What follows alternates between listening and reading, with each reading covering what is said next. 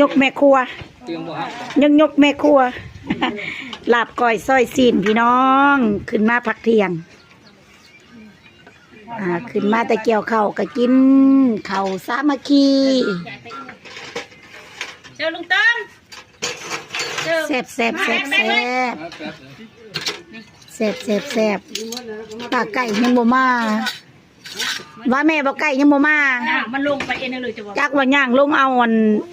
ต้อมขึ้นมาชอบมานั่งย่างลงเอาอันโทรศัพท์สิลงไปจะชอบเห็นมาแต่เจ้า